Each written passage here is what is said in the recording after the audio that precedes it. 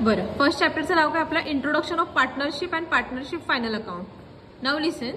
या चॅप्टरमध्ये नक्की काय आहे? The sole proprietorship has its limited capital, limited marginal ability, limited liability, no stability, absence of specialization. म्हणजे याच्यामध्ये काय होतं, जेव्हा सोल ट्रेडिंग कन्सर्न म्हणजे काय, जेव्हा एकटा बिझनेसमॅन, एक पर्सन जेव्हा बिझनेस करतो त्याला सोल ट्रेडिंग कन्सर्न म्हणतात. जिथे तिथे नो म्हणजे कॅपिटल लिमिटेड येतं, नो स्टॅबिलिटी असते.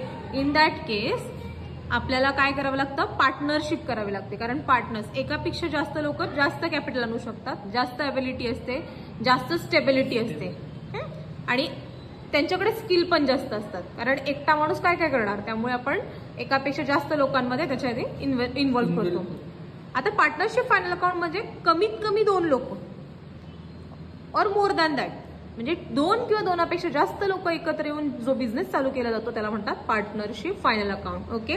Partnership is an organisation where there is an association of 2 or more persons coming together to carry a business firm with the share profit and losses of the firm. आणि जो काही profit आणि loss होईल तो partners एकमेकांमध्ये distribute करून घेतात. नाव डेफिनेशन बघा. Indian partnership act 1932. Indian partnership act कोणता आहे? 1932. It is relation between the person who have agreed to share profit business carry on all or anyone them acting all. Professor Handy. Partnership is a relationship existing between person competent to the make contract. म्हणजे 2 किंवा 2पेक्षा जास्त लोक एकत्र येऊन contract करतात. Who carried a lawful business, आणि lawful business करू आणि तो कॅरी करू.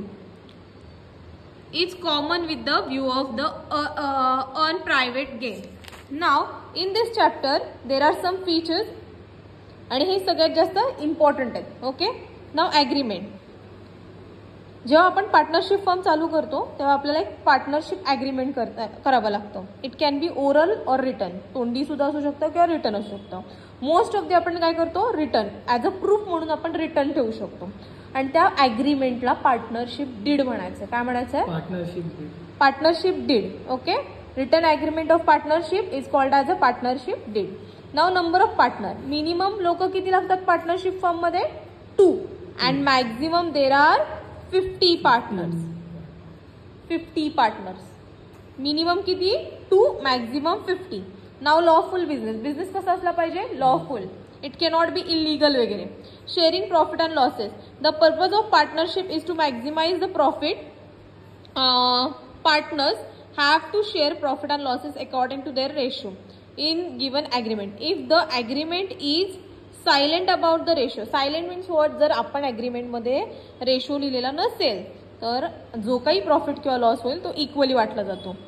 Unlimited liability. त्यांची लायबिलिटी कशी आहे? अनलिमिटेड आहे.